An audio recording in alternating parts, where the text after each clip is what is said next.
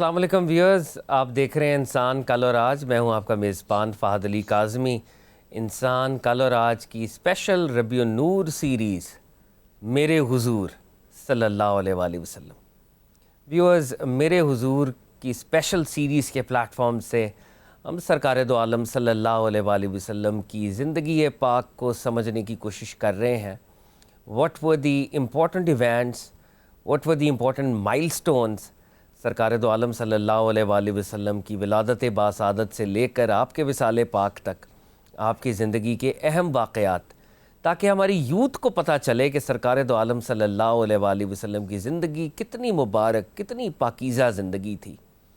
اور ویورز، آج کے پروگرام کے آغاز میں مجھے مائیکل ایچ ہارٹ یاد آتا ہے۔ مائیکل ایچ ہارٹ جس نے دی 100 گریٹس یہ کتاب مرتب کی اور دنیا کے 100 عظیم شخصیات کی فہرست مرتب کی، اور ان کے پھر خاکے بھی اس نے لکھے۔ خود مسیحی تھا، لیکن نمبر 1 پر سرکار دو عالم صلی اللہ علیہ وآلہ وسلم کا نام منتخب کیا۔ اور سرکار دو عالم صلی اللہ علیہ وآلہ وسلم کا نام منتخب جب کیا تو اس کی ایک وجہ بیان کرتا ہے کہ اس دنیا میں سرکار دو عالم علیہ الصلوۃ والسلام کے علاوہ کوئی شخصیت ایسی نظر نہیں آتی جو روحانی اور دنیاوی دونوں اعتبار سے سائملٹینیسلی کامیاب اور کامران ہوئی ہو۔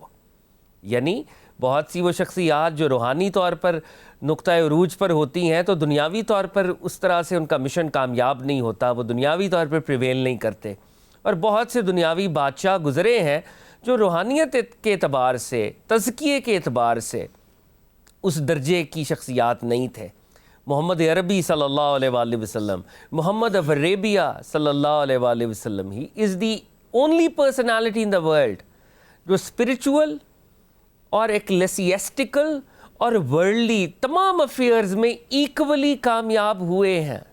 یہ ہے سرکار دو عالم علیہ الصلوۃ والسلام کی زندگی پاک، یہ ہے آپ کی سیرت پاک۔ تو ایک مسلمان اس سیرت سے کیسے غافل رہ سکتا ہے؟ ممکن نہیں ہے۔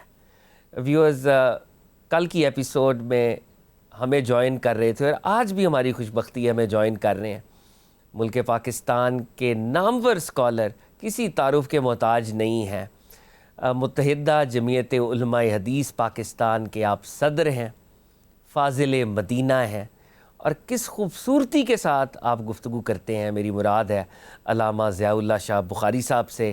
بہت شکریہ شاہ صاحب، جناب نے وقت عنایت کیا، اور کل بھی بڑی خوبصورت ایمان افروز گفتگو سرکار دو عالم صلی اللہ علیہ وآلہ وسلم کی ولادت باسعادت، آقا علیہ الصلوۃ والسلام کا بی بی آمنہ کے ہاں تشریف لانا، پھر بی بی آمنہ سے بی بی حلیمہ سعدیہ، جناب عبد المطلب، جناب عبداللہ، یہ جناب ابو طالب، بہت ہی خوبصورت تذکرہ۔ اور جو کانورزیشن کل رکی تھی شاہ صاحب کہ بحیرہ راہب نے وہ ساری نشانیاں دیکھیں سرکار دو عالم صلی اللہ علیہ وآلہ وسلم کی، تو اس کے بعد اب یہ زمانہ وہ ہے کہ سرکار دو عالم اب جناب ابی طالب کے ساتھ ہیں، جناب ابی طالب ان کی کفالت کر رہے ہیں۔ اور عربوں میں وہ جو ایک جنگ کا معاملہ ہوا ہے، وہ قبائل تھے، وہ ذرا اگر آپ شیئر کریں ویورز کے ساتھ، اور سرکار دو عالم صلی اللہ علیہ وآلہ وسلم کی اس میں کیا پارٹیسپیشن تھی، اور اس کے بعد ایک میثاق جو ہے ڈیولپ کیا گیا جس کو حلف الفضول غالباً کہا گیا، اور سرکار نے فرمایا کہ یہ ایسا اگریمنٹ ہے کہ آج بھی ہو تو سرخ اونٹوں سے بہتر ہے۔ اللہ اکبر۔ جی شاہ صاحب۔ بسم اللہ الرحمن الرحیم۔ یقیناً سیرت مبارکہ، سیرت طیبہ، سیرت النبی صلی اللہ علیہ وآلہ وسلم، جیسے سچی بات لفظ بولا جاتا ہے، اور پچھلے پروگرام میں یہ لفظ بولا تھا کہ مشعل راہ ہے، ہمارے لیے سرچشمہ ہدایت ہے۔ خود اللہ تعالیٰ نے قرآن مجید فرقان حمید میں ارشاد فرمایا کہ هو الذی ارسل رسولہ بالہدی ودین الحق لیظہرہ علی الدین کلہ وکفی باللہ شہیدا، کہ ہم نے اپنے محبوب کو دین اسلام غالب کرنے کے لیے 2 چیزیں عطا کی ہیں۔ دین حق کو اللہ نے دوسرے نمبر پہ بیان کیا ہے، الہدا کو اللہ نے پہلے نمبر پہ بیان کیا ہے۔ اور الہدا کیا ہے؟ یہ سیرت مصطفیٰ ہے۔ بے شک یہ انداز زندگی جو تھا آپ کا، طرز حیات جو تھا، اللہ کو وہ اتنا پسند ہے کہ اللہ نے اٹھا کر اس کو پہلے نمبر پہ بیان کیا ہے۔ اور اللہ تعالیٰ فرماتے ہیں وَمَن يُشَاقِقِ الرَّسُولَ مِن بَعْدِ مَا تَبَيَّنَ لَهُ الْهُدَىٰ، میرے محبوب کا جو طرز حیات تھا یہ تمہارے لیے سرچشمہ ہدایت ہے۔ آپ ہر خطبہ جمعہ میں، ہر خطبہ عید میں یہ ارشاد فرمایا کرتے تھے وَخَيْرَ الْهَدِيِ هَدِيُّ مُحَمَّدٍ صلی اللہ علیہ وسلم، صلی اللہ علیہ وسلم. محمد کریم علیہ السلام کا طرز حیات یہ سب سے بہترین طرز حیات ہے. واہ واہ تو سبحان اللہ. یقیناً یہ طرز حیات جو اعلان نبوت کے بعد وہ تو ہے ہی ہے، جو قبل از نبوت یعنی قبل اعلان نبوت جو قبل ہے، جس میں بچپن ابھی ہم نے بیان کیا پچھلے پروگرام میں. آج ہم لڑکپن کی طرف جا رہے ہیں جی جی کہ 12 سال. تو میں سمجھتا ہوں سچی بات نبی پاک صلی اللہ علیہ وسلم کی تو حیات مبارکہ کے ایک ایک لفظ ایسا ہے، ایک ایک حرف ایسا ہے، اور ایک ایک سبق ایسا ہے، ایک ایک صفحہ ایسا ہے کہ جہاں مالی اسباق ہیں، بے شک مالی دروس ہیں، بے شک حکمتیں ہیں، بصیرتیں بے ہیں. شک. اور اللہ تعالیٰ نے خود قرآن مجید فرقان حمید میں آپ کی پوری زندگانی کی قسم اٹھائی ہے. لعمرک انہم لفی سکرات یعمہون، اللہ اکبر. مجھے آپ کی پوری زندگانی کی واہ واہ پوری آپ کی حیات کی قسم ہے. واہ حضرت عبداللہ ابن عباس رضی اللہ تعالیٰ عنہ مفسر قرآن ہیں بے اور شک. نبی پاک کے چچا زاد بھائی بھی ہیں، آپ کے شاگرد ہیں اور تلمیذ ہیں.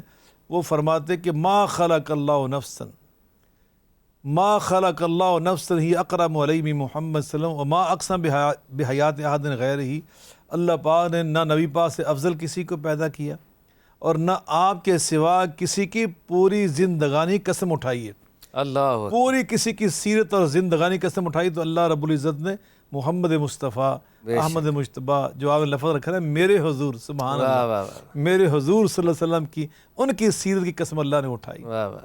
اور ابھی آپ نے جو فرمایا نبی پاک علیہ السلام نے بچپن میں یہ جنگ دیکھی، جو جنگ آپ کے قبیلے اور کچھ اور قبائل تھے جو ان کے حلیف تھے، یہ حرب الفجار کی حرب الفجار. جی جی. اور اس کو فجار اس لیے کہتے ہیں کہ وہ ایسے مہینوں میں ہوئی جو 4 مہینے حرمت والے تھے، حرمت والے. جن میں جنگ کرنا تمام عربوں کے نزدیک حرام تھا، نجائز تھا. لیکن وہ جنگ اس نوعیت کی ہوئی کہ انہوں نے حرمت والے مہینوں کا بھی اہتمام اور خیال نہ کیا، نہ پاسداری کی. نبی پاک صلی اللہ علیہ وسلم کے جو چچا تھے وہ بھی اس میں لا محالہ جو کہ حلیف جن کے ساتھ آپ وہ حلیف تھے، ان کی جنگ چھڑ چکی تھی.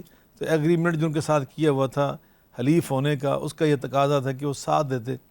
تو نبی پاک صلی اللہ علیہ وسلم بھی اس میں شامل ہوئے، لیکن اس انداز سے شامل نہیں ہوئے کہ آپ نے تیر اندازی کی ہو. حدیث پاک میں آتا ہے کہ آپ صرف اپنے چاچاؤں کو تیر پکڑاتے رہے.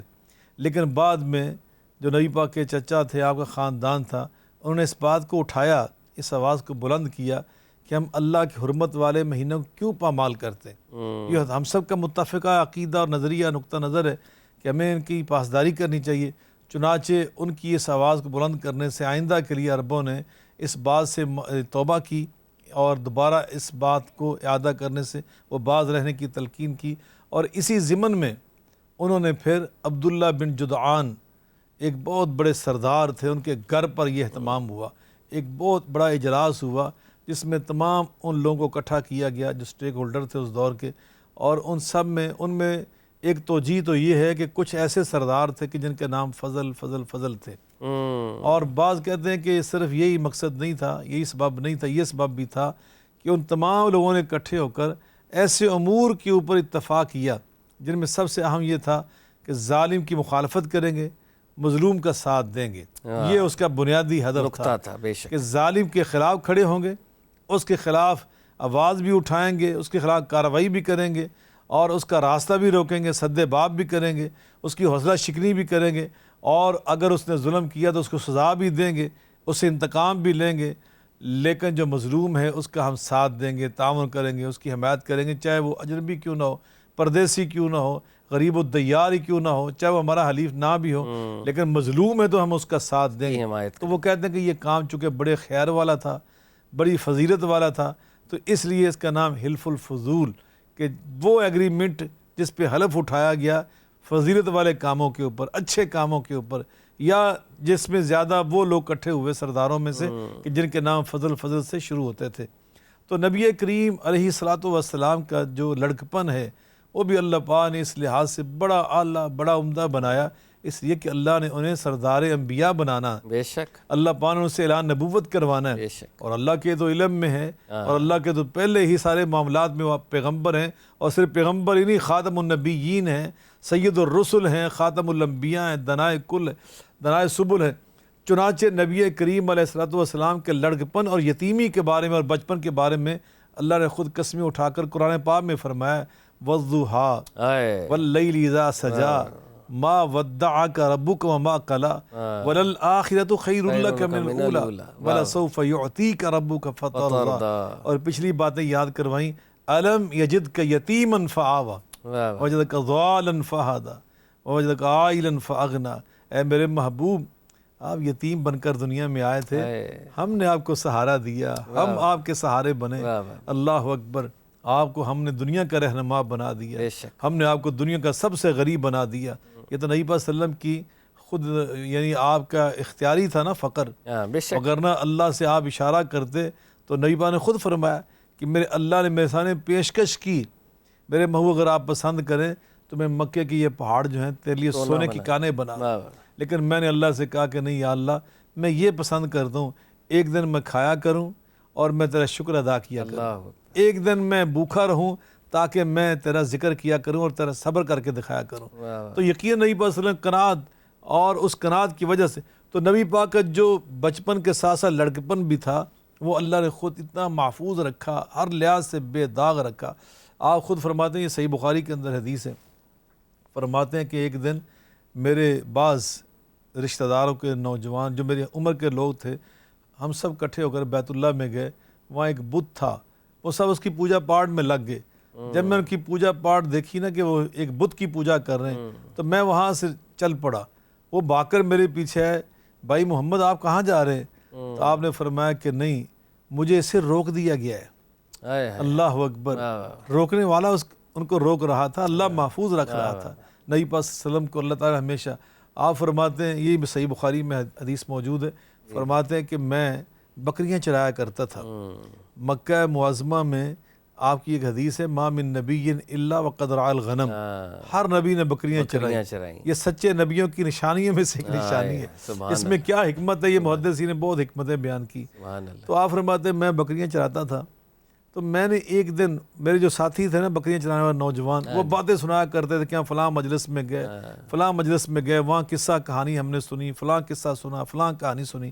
تو کہتے ہیں ایک دن میرے دل میں شوق پیدا ہوا کہ میں بھی کوئی ایسی مجلس دیکھ کر آؤں جہاں پہ قصہ کہانی ہوتا ہے۔ تو فرمایا کہ مجھے کسی نے بتایا کہ آج فلاں سردار کے گھر شادی ہے، وہاں قصہ کہانی کی مجلس ہوگی۔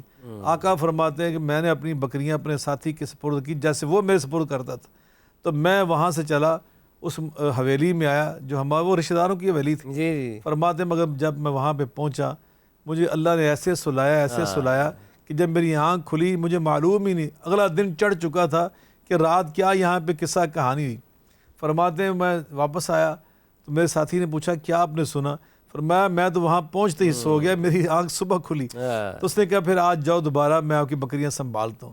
فرماتے ہیں میں پھر چلا گیا، مگر اللہ تعالیٰ نے مجھے پھر جاتے ہی سلا دیا۔ میں اگلے دن چڑھے اٹھ کر آیا، اس کے بعد میرے دل میں کبھی خواہش ہی پیدا نہیں، مجھے تمنا ہی نہیں کہ میں کوئی قصہ سن کے آؤں، کہانی سن کے آؤں۔ تو اللہ تعالیٰ نے آپ کو یہاں تک محفوظ رکھا، آپ کی ایسی حفاظت فرمائی، اللہ پاک آپ کی عصمت و طہارت جو تھی اللہ نے اس کی ایسے حفاظت فرمائی۔ تو یقیناً آپ نبیوں کے سردار تھے، کائنات کے امام تھے، تو اللہ نے آپ کی حفاظت اسی طرح فرمانی تھی، اور آپ کی زبان اطہر کی حفاظت فرمائی۔ آپ نے بچپن سے لے کے، لڑکپن سے لے کے جوانی میں کبھی آپ کی زبان سے کسی نے جھوٹ نہیں سنا۔ اللہ جب آپ نے اعلان نبوت فرمایا نا، صفا پہاڑی پہ تشریف لا کر پہلا آپ نے خطبہ ارشاد فرمایا۔ میں کاظمی صاحب کئی بار یہاں پہ کہتا ہوں کہ صفا پہاڑی کی عظمت کے کیا کہنے، کہ جس کو نبی پاک کا پہلا ممبر ہونے کا شرف حاصل ہوا۔ آپ نے سب سے پہلے ممبر صفا پہاڑی کی چوٹی کو بنایا، اور آپ نے جو وہاں خطبہ دیا نا، وہ خطبے کا جو آغاز ہے نا، پہلا جو عنوان تھا نبی پاک صلی اللہ علیہ وسلم کی تقریر کا، پہلے خطبے کا جو عنوان تھا وہ وہی عنوان تھا جو آج ہم بیان کر رہے ہیں، میرے حضور صلی اللہ علیہ وسلم۔ آپ نے ان سے پوچھا قد لبثت فیکم امورا من قبلہ افلا تعقلون، میں تم میں 40 سال گزار چکا ہوں، بتلاؤ کیف وجدتمونی صادقا ام کاذبا، تم نے مجھے کیسا پایا؟ قالوا جربناک مرارا ما وجدناک الا صادقا، ہم نے آپ کو بہت دفعہ آزمایا مگر ہمیشہ سچا ہی پایا، صادق ہی پایا۔ تو گویا آپ نے پہلی جو تقریر کی ہے وہ عنوان تھا سیرت مصطفیٰ، بے شک وہ تھی سیرت النبی صلی اللہ علیہ وسلم۔ بے شک آقا نے سیرت کے موضوع سب سے پہلے بیان کیا، اور اس میں خاص طور پہ اپنی بچپن، لڑکپن، جوانی کو بطور دلیل پیش کر 40 سال کا جو ریکارڈ تھا نا، وہ اس کو آپ نے اٹھا کر اپنی حقانیت، اور نبوت کی صداقت اور راست بازی کے لیے بطور دلیل اور حجت پیش کیا ہے کہ بتلاؤ مجھے تم نے کیسا پایا. تو یقیناً لڑکپن سے ہی انہوں نے آپ کو صادق پایا, امین پایا. بچپن اسی دور میں آپ کا نام یہ صادق و امین جو ہے یہ مشہور ہوا ہے کہ یہ نوجوان ایسا ہے جو صادق اور امین ہے. تو نبی کریم جناب محمد سوری میں آپ کی قطع کلامی کے لیے معذرت.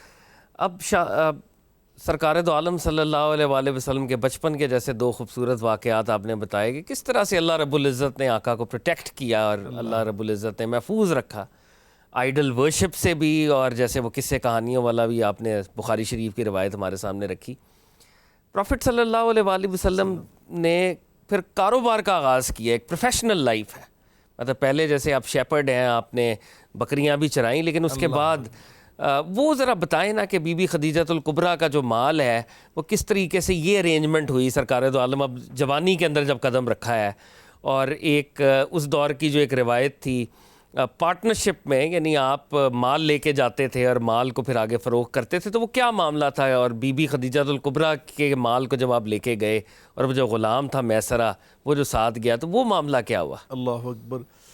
یقیناً جناب سردار ابو طالب نے مشورہ دیا اپنے بیٹے, اپنے بھتیجے جناب محمد مصطفیٰ احمد مجتبیٰ صلی اللہ علیہ وآلہ وسلم کو کہ بیٹے یہاں جو سیدہ خدیجہ الکبریٰ طاہرہ, ذرا اندازہ لگائیے ذرا دو ہستیاں کیسی ہستیاں ہیں. نبی پاک صلی اللہ علیہ وسلم کو اعلان نبوت سے پہلے لوگ کہتے ہیں صادق و امین, اور عرب کے معاشرے میں سیدہ خدیجہ کہتے ہیں طاہرہ. طاہرہ یعنی ان کا کردار اتنا پاکیزہ, اخلاق اتنا اعلیٰ. اللہ اکبر. تو وہ ان کو اللہ نے بہت مال و دولت سے سرفرازہ تھا, بیوہ تھیں, اور وہ اپنے مال کو تاجروں کے حوالے کرتی تھی مزاربت پر. جی جی, جس کو بھی آپ نے کہا وہ پارٹنر رکھ کر ان کو بھیجا کرتی تھی کہ جو میرا مال لے کر میرا ساز و سامان لے کر کاروبار کر کے آؤ, جو منافع ہوتا تھا اس میں آدھا اس کو دیتی, آدھا خود رکھ لیتی. تو نبی پاک صلی اللہ علیہ وسلم کے بارے میں جناب سردار ابو طالب نے یہ فیصلہ کیا کہ میرا بیٹا بھی جائے, اور آپ نے ان کو یہ ترغیب دی کہ آپ بھی حضرت خدیجہ کے مال سے کاروبار کر کے آئیں. نبی پاک صلی اللہ علیہ وسلم نے چاچا جان کی یہ تمنا سمجھ کر, ان کی یہ خواہش سمجھ کر اس کے احترام کرتے ہوئے, اور پھر مال بھی سیدہ خدیجہ الکبریٰ کا تھا جو بڑی معروف تھی, عفیفہ, طاہرہ, اور ان کے جو معاملات تھے بڑے اعلیٰ, بڑے عرفہ تھے, بڑے عمدہ تھے, کسی کے ساتھ دھوکہ نہیں تھا, جو زبان کی اس کو پورا کرنے والی. تو آپ نے اس کو قبول فرما لیا, اور انہوں نے وہ مال اپنا دے کر آپ کو شام کی طرف بھیجا. ان کے غلام تھے میسرہ, اور میسرہ آپ کے ساتھ آ رہے, اور میسرہ نبی پاک صلی اللہ علیہ وسلم کو پورے سفر میں دیکھا کہ اکثر و بیشتر جب دھوپ آتی تھی تو نبی پاک صلی اللہ علیہ وسلم کے اوپر سایہ ہوتا تھا, آپ کو دھوپ کا احساس بہت کم ہوتا تھا. تو وہ یہ چیز کو بڑا محسوس کرتا رہا, نوٹس کرتا رہا. جب وہاں پہ پہنچے تو وہاں پر نبی پاک صلی اللہ علیہ وسلم کے پاس ایک گاہک آیا جو عام گاہک نہیں تھا, وہ عام خریدار نہیں تھا, وہ وقت کا بہت بڑا پادری تھا, نستورہ اس کا نام تھا, نستورہ راہب. اس نے آ کے نبی پاک صلی اللہ علیہ وسلم سے کوئی مال پوچھا, تو آپ نے جب بتایا تو اس نے کہا آپ قسم اٹھائیں اور لات و عزیٰ کی قسم اٹھائیں. اس نے کہا کہ مکے کے رہنے والے وہ لات و عزیٰ کی قسم اٹھاتے تھے. تو نبی پاک صلی اللہ علیہ وسلم نے فرمایا کہ میں تو ہرگز لات و عزیٰ کی قسم نہیں اٹھاتا. اس بندے نے, نستورہ نے آپ کی کچھ اور بھی علامتیں دیکھی تھیں, وہ ایک طرف لے گیا نبی پاک کے ساتھ جانے والے جو میسرہ تھے. میسرہ سے کہتا ہے یہ جو نوجوان 25 سالہ نوجوان ہے نا, یہ تاجر, یہ عام تاجر نہیں ہے, یہ اللہ کا سچا نبی ہے. میں نے اس کی اور نشانیاں بھی دیکھی تھی, لیکن میں نے کتاب میں پڑھا تھا کہ وہ جو اللہ کا سچا نبی ہوگا وہ لات و عزیٰ کبھی قسم نہیں اٹھائے گا. تو میں نے سب تاجروں کو پوچھا ہے, سب قسمیں اٹھا رہے تھے سوائے اس نوجوان تاجر کے, اس نے قسم نہیں اٹھائی. تو اس کے دل میں, میسرہ کے دل میں نبی پاک کی جو ساری ہیبت طاری ہو رہی تھی نا, آپ کے وہ معاملات دیکھ کر, کمالات دیکھ کر, یہ بات سن کر اس کے دل میں اور ایک چیز بیٹھ گئی. پھر نبی پاک صلی اللہ علیہ وسلم نے جا کر وہ سودا کیسے بیچا, کاظمی صاحب, نبی پاک نے زیادہ منافع پہ نہیں بیچا, نہ آپ نے زیادہ منافع کے لیے انتظار کیا, آپ نے تھوڑے منافع پر سارا مال بیچ دیا. پھر کیا ہوا, آپ نے اس پیسے سے پھر دوبارہ مال خریدا, اور مال خرید کر آپ نے پھر تھوڑے منافع پر اس کو بھی بیچ دیا. پھر نبی پاک صلی اللہ علیہ وسلم نے تیسری بار, ابھی چونکہ وہ منڈی چل رہی تھی, آپ نے تیسری بار پھر مال خریدا اس سرمایہ سے, اس کو پھر تیسری بار تھوڑے منافع میں بیچا. 3 بار جب آپ نے اس مختصر سے عرصے میں چیزیں خرید کر بیچی اور منافع تھوڑا حاصل کرنے کے باوجود زیادہ منافع جمع کر لیا تو واپس آئے ہیں حضرت خدیجہ کے پاس. تو حضرت خدیجہ کبریٰ بھی خواتین کے ساتھ بیٹھ کر واپس آتے ہوئے قافلے کو دیکھ رہی تھی. اور نبی پاک صلی اللہ علیہ وسلم نے کچھ کمالات کا مظاہرہ کیا اپنی آنکھوں کے ساتھ. میسرہ نے آ کے جب ساری صورتحال سے آگاہ کیا اور کہا کہ اس طرح منافع جو پہلے تاجر لے کے جا اس سے ڈبل منافع نبی پاک لے کر آئے تھے. اور کہا کہ یہ مہنگی چیزیں کر کے نہیں ڈبل لے کر آئے, انہوں نے تو ان سے کم ریٹ پہ چیزیں بیچ کر, مگر طریقہ کار یہ تھا. حضرت نبی پاک صلی اللہ علیہ وسلم کے بارے میں پھر جو نستورہ نے کہا تھا وہ بھی اس نے بتایا میسرہ نے, جو اپنی آنکھوں سے دیکھا تھا وہ بھی بتایا اس میسرہ نے. نبی پاک کا اخلاق کریم آنا, دوسروں کے ساتھ اچھا برتاؤ, وہ ساری چیزیں نبی پاک صلی اللہ علیہ وسلم نے یمن کی طرف 2 صحابہ بھیجے تھے, ان کو آپ نے تلقین فرمائی کہ خالق الناس بخلق حسن, جب بھی انسانوں سے کوئی معاملہ کرنا ہے اچھے اخلاق کے ساتھ کرنا ہے. اچھا اخلاق کہتے ہیں میٹھی زبان کو, متانت اور سنجیدگی کو, دوسروں کے ساتھ ہمدردی کو. تو کہا تم نے اس طرح معاملہ, اور آپ خود اس پہ عمل کرنے والے تھے, یہ رسول اللہ صلی اللہ علیہ وسلم کی زندگی تھی. تو حضرت خدیجہ کبریٰ نے جب میسرہ کی زبانی آپ کی یہ ساری اوصاف سنے, کمالات سنے, تو ان کے دل میں نبی پاک صلی اللہ علیہ وسلم کی اللہ نے محبت ڈال دی. اور ان کی سہیلی تھی نفیسہ, اللہ اکبر, انہوں نے نبی پاک صلی اللہ علیہ وسلم کے بارے میں حضرت خدیجہ کبریٰ سے کہا کہ اتنی خوبصورت شخصیت, اتنا خوبصورت نوجوان اور اتنا صادق, اتنا امین, اور آپ کا رشتہ دار چونکہ خدیجہ بھی قریشیہ ہیں. جی بالکل. اور نبی پاک صلی اللہ علیہ وسلم کا خاندان بڑا بھی قریشی ہے. تو کہا آپ کا خون بھی ایک ہے, خاندان بھی ایک ہے, آپ کو ضرورت ہے اس طرح کی ایک ہستی کی, ایک اس طرح کے زندگی کے ساتھی کی. تو حضرت خدیجہ کے دل میں اور یہ چیز بیٹھ گئی, اور حضرت نفیسہ نبی پاک کے پاس آ گئی حضرت خدیجہ کے تھوڑے سے اظہار کے اوپر, اور آ کر نبی پاک صلی اللہ علیہ وسلم کو بھی انہوں نے ترغیب دی. تو انہوں نے کہا کہ پھر اس رشتے کو کون پے تکمیل تک پہنچائے گا؟ تو انہوں نے کہا میں جا کے بات کرتی ہوں. دونوں طرف بات کرنے کے بعد یہ طے ہوا, اور نبی پاک نے اپنے چاچا جان سردار ابو طالب کی اجازت سے اس رشتے کو قبول فرما لیا. انہوں نے اپنے چاچا جان حضرت خدیجہ نے اپنے چاچا جان کو بلایا, انہوں نے آ کر خود نبی پاک صلی اللہ علیہ وسلم کے اس رشتے کو طے کیا. اس طرح یہ رشتہ طے ہوا, اور پھر یہ رشتہ طے ہونے کے بعد نبی پاک کے تمام چاچا وہ بارات میں گئے. نبی پاک کے خاندان کے بڑے بزرگ اس بارات میں گئے جو دنیا کی ایک عظیم بارات تھی.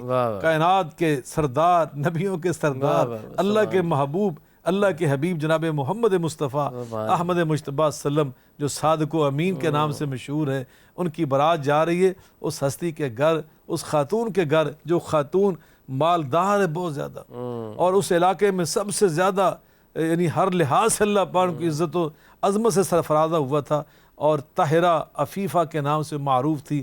نبی پاک صلی اللہ علیہ وسلم اور اللہ نے الطیبات للطیبین والطیبون للطیبات, پاکیزہ مرد پاکیزہ عورتوں کے لیے, پاکیزہ عورتیں پاکیزہ مردوں کے لیے, اس قانون کے مطابق یہ رشتہ اللہ پاک نے خود جوڑا. نبی پاک علیہ السلام کا, نبی پاک کی عمر 25 سال ہے, ماں جی کی عمر اس کے 40 سال ہے, لیکن نبی پاک علیہ السلام کی اتنی محبت تھی. حضرت عائشہ صدیقہ رضی اللہ عنہ فرماتی ہیں کہ ما غرت علی احد من نسائی ما غرت علی خدیجہ, میں نے نبی پاک کی تمام بیویوں میں سے کسی سے رشک نہیں کیا, میں نے زندگی میں رشک کیا تو خدیجہ سے کیا.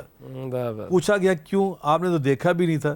فرمایا دیکھا نہیں تھا, مگر نبی پاک جتنا کثرت سے ان کا ذکر کرتے تھے اس سے مجھے رشک آتا تھا کہ خدیجہ کیا خدیجہ. حتیٰ کہ ایک دن میری زبان سے نکل ہی گیا کہ حل کانت اللہ وجوزہ, اللہ کے رسول آپ خدیجہ خدیجہ خدیجہ کرتے رہتے ہیں. وہ کیا تھی؟ ایک بوڑھی عورت تھی, اللہ پاک نے لقد ابدلک اللہ خیرا منہا, اس سے زیادہ بہتر جوان اور اچھی صحت والی بیویاں آپ کو عطا کر دیں. نبی پاک صلی اللہ علیہ وسلم فرماتے ہیں کلا واللہ انہا لہی ہی, اللہ قسم عائشہ خدیجہ خدیجہ ہی تھی, خدیجہ خدیجہ ہی تھی. جب ساری دنیا میری تردید اور تکذیب کر رہی تھی, صدقتنی, وہ میری تصدیق کر رہی تھی. لوگ میری راہ میں روڑے اٹکا رہے تھے, واسطنی بمالہا, اور میری دعوت و تبلیغ پر اپنا مال نچھاور کر رہی تھی. آپ نے سارا مال نبی پاک صلی اللہ علیہ وسلم کی محبت اور اللہ کی محبت میں, دین کی راہ میں لٹا دیا سارا کچھ.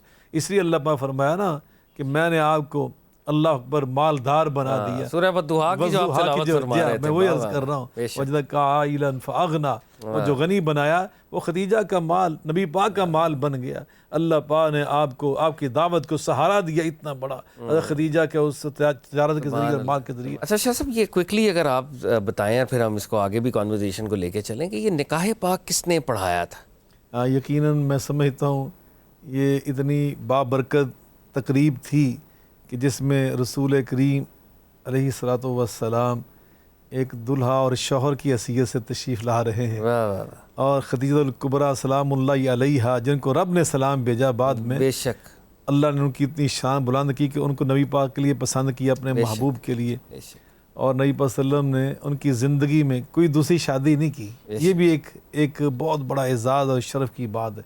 اور وہ نکاح جو نبی پاک خدیجہ الکبریٰ کے ساتھ ہوا, وہ نبی پاک صلی اللہ علیہ وسلم کی سب سے مشفق ہستی, سب سے زیادہ اس دور میں شفقت کرنے والی ہستی, آپ کے چچا جان جناب سردار ابو طالب نے نکاح پڑھایا.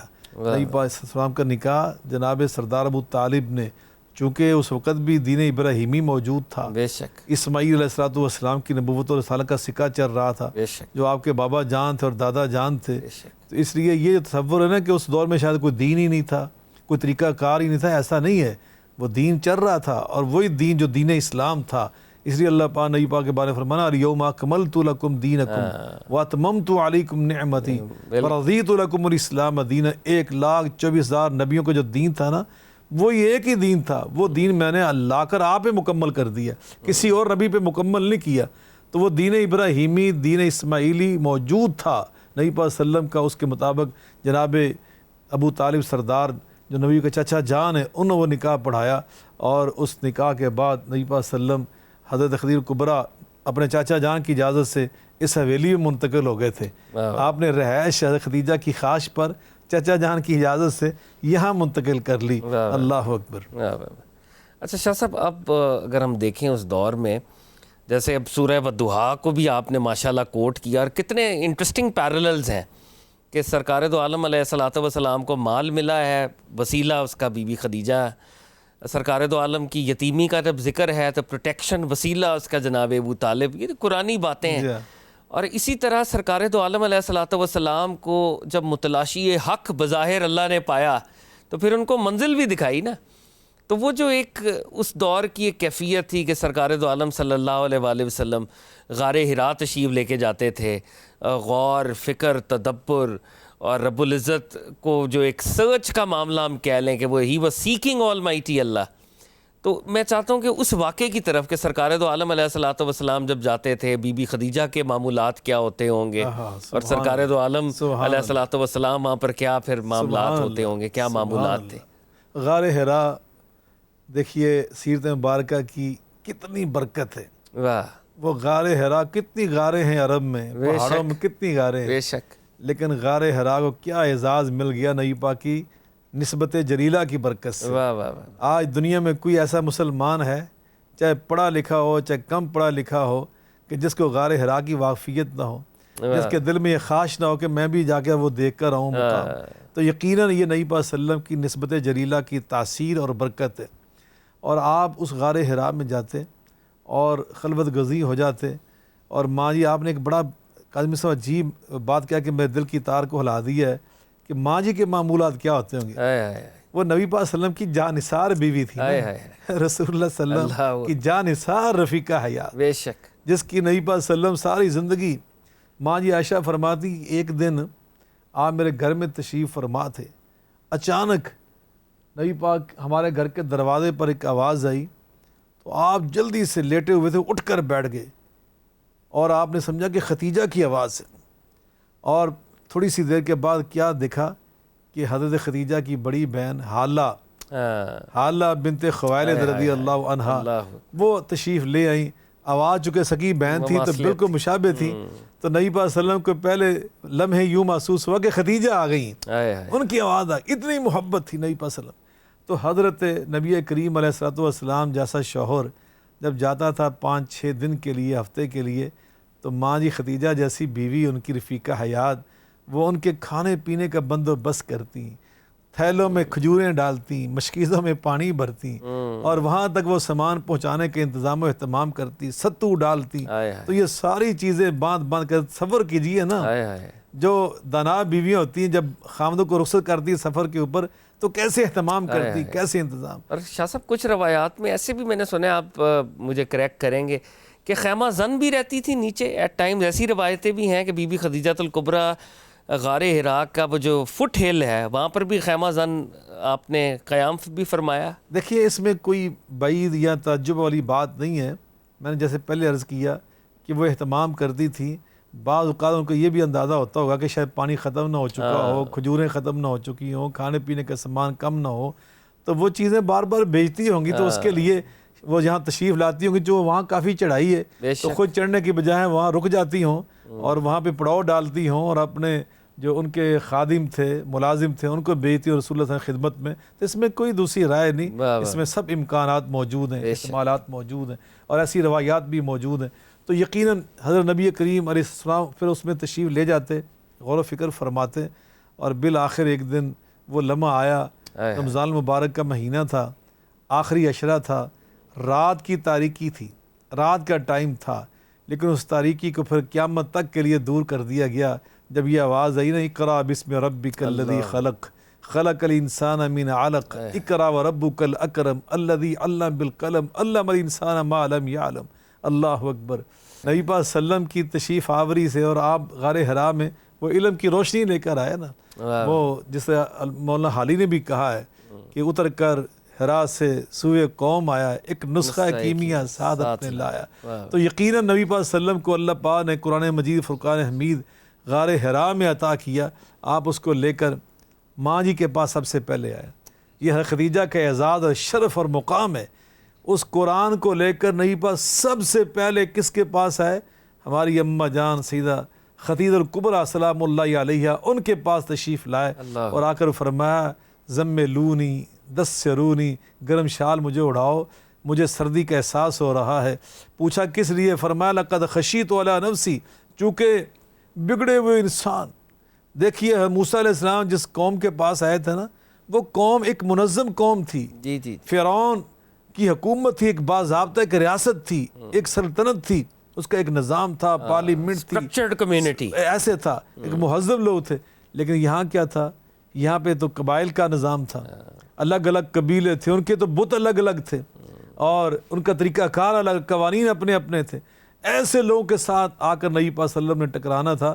تو اللہ پاک کے پیغمبر جناب محمد مصطفیٰ علیہ السلام فرماتے لقد خشیت علی نفسی، مجھے احساس ہو رہا ہے کہ بہت بڑی ذمہ داری میرے کندھوں پہ آئی.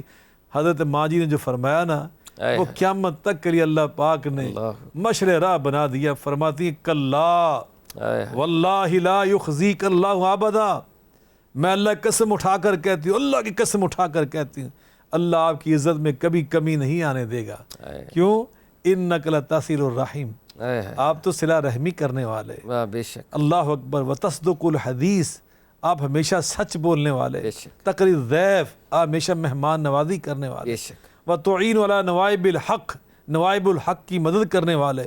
اور اسی طرح فرمایا کہ آپ تو وہ ہستی ہیں تحمل الکل وتکسب المعدوم، جن کے پاس کچھ نہیں ہوتا ان کو آپ کما کر دیتے ہیں، اور جو بوجھ بن جاتے ہیں آپ ان کا بوجھ اٹھا لیتے ہیں. یہ تو آپ کے اندر وہ خوبیاں ہیں، وہ اوصاف جلیل ہیں، وہ کمالات ہیں کہ جن کی وجہ سے میں یقین سے کہہ رہی ہوں اللہ آپ کی عزت میں اضافہ فرمائے گا، کمی نہیں آنے دے گا. تو حضرت خدیجہ الکبریٰ سلام اللہ علیہ نے آپ کے اور حوصلے بلند کیے. میں سمجھتا ہوں اسی لیے ایک دن حضرت خدیجہ نبی پاک صلی اللہ علیہ وسلم کا کھانا لے کے آ رہی تھی، کھانا لے کے آ رہی تھی. صحیح مسلم کے اندر کاظمی صاحب یہ حدیث مروی ہے. حضرت جبریل امین کو رب نے بھیجا، جلدی سے جاؤ خدیجہ الکبریٰ کے آنے سے پہلے میرا پیغام میرے محبوب تک پہنچا دو. انہوں نے کہا حاضی خدیجہ قد اتت کا بانائن فی طعام و ادام و شراب، یہ آپ کی خدیجہ بیوی آ رہی ہیں ایک ٹرے لے کر جس میں کھانا بھی ہے، سالن بھی ہے، مشروب بھی ہے. جب وہ آئے نا فقرا علیہ السلام من ربہا ومنی وبشر ببیت فی الجنہ، جب وہ آئے تو ان سے کہنا کہ جبریل آئے تھے رب کا یہ پیغام لے کر کہ رب نے رب ہو کر یہ کہا اے خدیجہ میں اللہ ہو کر تیری عظمتوں کو دیکھ کر یہ کہہ رہا ہوں کہ خدیجہ میں تجھ کو سلام پیش کر رہا ہائے ہوں۔ ہائے، اللہ نے سلام پیش کیا۔ اللہ۔ جبریل کہتے ہیں میرا بھی سلام پیش کیجئے، کہ جبریل بھی سلام پیش کر رہے تھے، اور انہیں بشارت دیجئے کہ اللہ نے آپ کا محل جنت میں تیار کر رکھا ہے، وہ ساؤنڈ پروف ہے جس میں کوئی شور نہیں آئے گا، کوئی باہر سے آوازیں نہیں آئیں گی۔ تو اس طرح حضرت خدیجہ الکبریٰ نے حضرت نبی صلی اللہ علیہ وسلم کا جو ساتھ دیا غار حرا کے بعد، وہ اس کے بعد اعلان نبوت آپ نے فرما دیا، اور اس اعلان نبوت کے بعد جو مکی زندگی تھی وہ معمولی زندگی نہ تھی۔ اللہ پاک نے فرمایا فاصبر لحکم ربک ولا تکن کصاحب الحوت، کہ میرے پیغمبر یونس کی طرح نہیں جلدی میں ہو جانا، آپ نے صبر کرنا ہے، استقامت کے پہاڑ بنے رہنا۔ فاصبر کما صبر اولو العزم من الرسل، آپ اولو العزم رسولوں میں سے ایک ہیں، آپ نے ہمیشہ استقامت کے پہاڑ بن کر رہنا ہے۔ تو نبی کریم علیہ السلام نے اللہ کی ان تعلیمات پر کما حق کو عمل کر کے دکھایا۔ آپ نے پھر کسی کی پرواہ نہیں کی کہ کوئی کیا کہہ رہا ہے، لا یخافون لومۃ لائم، کسی کی پرواہ نہیں۔ تانے بھی آپ نے سنے، متائن بھی برداشت کیے، آپ کی راہ میں روڑے اٹکائے گئے، کانٹے بچھائے گئے، گڑھے کھودے گئے، آپ کے گلے مبارک میں چادریں ڈال کر ان کو اس طرح بل دیے گئے، نبی پاک صلی اللہ علیہ وسلم کو برے الفاظ سے یاد کیا گیا، مگر آپ کی جبین اطہر پر جنبش نہیں پڑی، کوئی سلوٹ نہیں پڑی۔ آپ نے استقامت کے ساتھ اس کارواں کو لے کے دعوت و تبلیغ کو چلتے رہے، اور اللہ کی وعدہ کا ڈنکا بجاتے رہے۔ واہ واہ۔ شاہ صاحب، آج کی ایپیسوڈ کے کنکلوژن پہ ہم پہنچ رہے ہیں، لیکن میں چاہوں گا کہ جیسے بہت ہی خوبصورت آپ نے جبل نور غار حرا کا تذکرہ ہوا، اور جو پہلی وحی ہے جو آئی ہے، تو بی بی خدیجہ الکبریٰ پھر سرکار دو عالم صلی اللہ علیہ وآلہ وسلم کو جناب ورقہ بن نوفل کے پاس بھی لے کے گئی ہیں، اور جناب ورقہ بن نوفل نے بھی گواہی دی ہے سرکار دو عالم صلی اللہ علیہ وآلہ وسلم کی، اور کس طریقے سے بتایا ہے کہ ان کی ہجرت کی طرف بھی انہوں نے اشارہ کیا کہ سرکار دو عالم کو یہ وطن چھوڑنا پڑے گا۔ تو اس واقعے کی طرف اشارہ کریں، اور پھر ہم آج کی اس گفتگو کو سمیٹیں گے۔ کاظمی صاحب، اللہ کو جزائے خیر عطا فرمائے۔ اللہ نے آپ کے اندر بڑی صلاحیت ودیت فرمائی ہے کہ آپ سچی بات بہت اہم گوشوں کی جانب توجہ مبذول کراتے ہیں۔ اب میری حالت تو یہ ہے، سچی بات شکار ماں کے تسخیر آفتاب کروں، میں کس کو ترک کروں، کس کا انتخاب کروں۔ نبی پاک کی سیرت مبارکہ کا ہر پہلو اتنا پرکشش ہے، اتنا جذاب، اتنا خوشبودار ہے، کوئی ادھر سے مجھے کھینچ رہا ہے، کوئی ادھر سے مجھے متوجہ کر رہا ہے، لیکن آپ مجھے متوجہ کر دیتے کسی اہم پہلو کی جانب۔ یقیناً ورقہ بن نوفل یہ رشتے میں حضرت خدیجہ الکبریٰ کے رشتہ دار تھے، عزیز تھے، قریبی تھے، بزرگ تھے، بڑی عمر کے تھے، اور یہ سابقہ کتابوں کے عالم بھی تھے، اور یہ توحید پرست تھے۔ بے شک یہ اہل کتاب میں سے تھے، مواحد تھے، اللہ والے تھے، ذکر اذکار کرنے والے تھے، اور ان کتابوں کا مطالعہ کرنے والے، ان کی تلاوت کرنے والے تھے۔ تو حضرت خدیجہ الکبریٰ ان کو بھی یقین ہو گیا کہ میرے شوہر کوئی عام انسان نہیں ہے۔ میں یہ بات واضح کرنا چاہتا ہوں، یہ نہیں کہ نعوذ باللہ کہ ان کو کوئی شک تھا، اور نہ نبی پاک صلی اللہ علیہ وسلم کے بارے میں ہمیں یہ تصور رکھنا چاہیے کہ ورقہ بن نوفل نے فرمایا تو پھر آپ کو پتہ چلا کہ میں اللہ کا نبی ہوں۔ یہ نہیں ہے۔ غار حرا میں جب آپ نے وحی سن لی، آپ کو تو اس سے پہلے بھی خواب آ رہے تھے۔ بے شک سچے خوابوں کا سلسلہ جاری سچے خوابوں کا سلسلہ، نبوت کا جو خواب ہوتا ہے وہ وحی ہوتا ہے۔ بے شک ایسے ہی۔ اور جس پیغمبر کو خواب آ رہا ہے، حضرت یوسف علیہ السلام بچپن میں خواب آیا، اور اس خواب کو دیکھ کر حضرت یعقوب علیہ السلام نے کیا فرمایا تھا؟ بتانا نہیں ہے۔ وَكَذَلِكَ يَجْتَبِيكَ رَبُّكَ وَيُعَلِّمُكَ مِن تَعْوِيلِ الْحَدِيثِ وَيُتِمُّ نِعْمَتَهُ عَلَيْكَ كَمَا أَتَمَّ عَلَىٰ أَبَوَيْكَ مِن قَبْلُ ابراہیم و اسحاق۔ اے میرے بیٹے، یاد رکھ یہ تیرا خواب کوئی عام خواب نہیں ہے، اللہ تیرے سر پر نبوت کا تاج سجانے والا ہے۔ تو یعقوب علیہ السلام کو سمجھ آئی، یوسف علیہ السلام کو سمجھ آئی، تو یہ تو ان کے سردار ہیں، بے شک یہ تو ان کے امام محمد مصطفیٰ علیہ السلام۔ آپ کو اپنے خوابوں سے پہلے ہی یقین تھا میں اللہ کا سچا نبی ہوں، میں اللہ کا شاہ صاحب پیغمبر آپ کی بات بڑی ہوتی ہے، جو نشانیاں نستورہ راہب دیکھ رہا ہے، بحیرہ راہب میں دیکھ ادھر رہا ہے، اشارہ کر سرکار رہا تو ہوں، خود دیکھ رہے ہیں۔ بالکل میں ادھر اشارہ، دوسروں کو سمجھ آ رہی ہے، دوسروں کو سمجھ آ رہی، تو خود جس کی یہ نشانیاں ہیں، جن کی یہ کمالات ہیں، ان کو کتنا یقین ہوگا۔ تو نبی پاک صلی اللہ علیہ وسلم کو یقین کامل ہے، بے شک آپ کو مکمل اس بات کا علم ہے۔ البتہ آپ ان کے پاس تشریف لے گئے، اور گویا ایک دعوت دی آپ نے جا کر، بے شک انہیں جب وہی اللہ کی سنائی نے جا کر، تو یہ ایک دعوت دی نا، بے شک اسلام کی طرح انہوں نے واقعتاً نبی پاک کی اس دعوت قبول بھی فرمایا ہے۔ بے شک ورقہ بن نوفل نے آپ کی اس دعوت پہ لبیک کہا، اور یہاں تک کہا کہ کاش میں نوجوان ہوتا، اور اس وقت میں طاقت میں ہوتا، کہ جب یہ قوم آپ کے ساتھ یہ سلوک اختیار کریں جس کی آپ بہت خوبصورت آپ نے لفظ بولا کہ ہجرت کی طرف اشارہ کیا ہے، ہجرت نبویہ علی صاحب افضل الصلاۃ والسلام. میں اس وقت آپ کا ساتھ دیتا، میں ظالموں کے ظلم کے خلاف کھڑا ہوتا. تو انہوں نے اس خواہش کا اظہار کیا اور نبی پاک صلی اللہ علیہ وسلم کے بارے میں ان کو یقین کامل ہو گیا کہ یہ اللہ کے سچے نبی ہیں، یہ اللہ کے سچے پیغمبر ہیں. یہ وہی فرشتہ ہے جو دیگر انبیاء کے پر نازل ہوا. حاضر ناموس الذی، وہ یہ لفظ بولا، جی وہی ہے کہ جو پہلے نبیوں پہ نازل ہوتا تھا. یہ وہی نور ہے جو دوسرے نبیوں پہ لے کے آتے تھے، جو نور آپ کے پاس قرآن کی شکل میں آیا. تو یقیناً نبی کریم جناب محمد کریم صلی اللہ علیہ وسلم آپ کو یقین کامل. اور آپ ورقہ بن نوفل کے پاس تشریف لے گئے تو ورقہ بن نوفل انہوں نے صحابی ہونے کا شرف حاصل کیا. واہ واہ واہ، بے نبی شک پاک صلی اللہ علیہ وسلم کی دعوت پہ لبیک انہوں نے بھی کہا ہے. بے شک. اور نبی پاک نے خود فرمایا کہ میں نے ورقہ بن نوفل کو جنت میں دیکھا.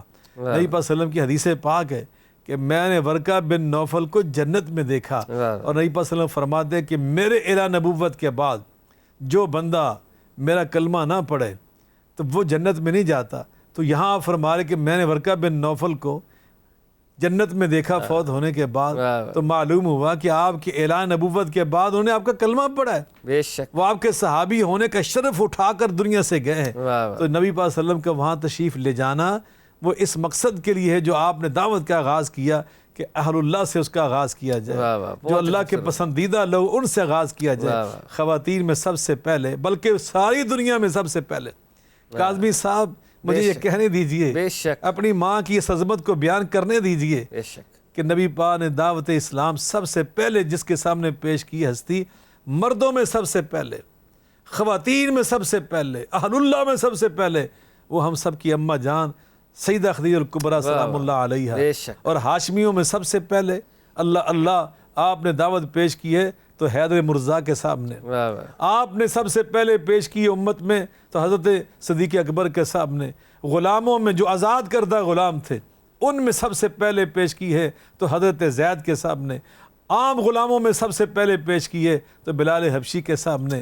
اور آپ نے اہل اللہ میں سے جو سابقہ کتابوں کے عالم تھے ان میں سب سے پہلے اگر پیش کی ہے تو ورقہ بن نوفل کے سامنے. تو یہ بڑی نفوس قدسیت ہے، یہ پاک باز ہستیاں تھیں جن کو نبی پاک کی نسبت جلیلہ کی برکت سے اللہ نے اونچا مقام عطا فرمایا. شاہ صاحب بہت بہت شکریہ، بہت ہی خوبصورت گفتگو. اور سرکار دو عالم علیہ الصلوۃ والسلام کی اعلان رسالت تک ہم پہنچے.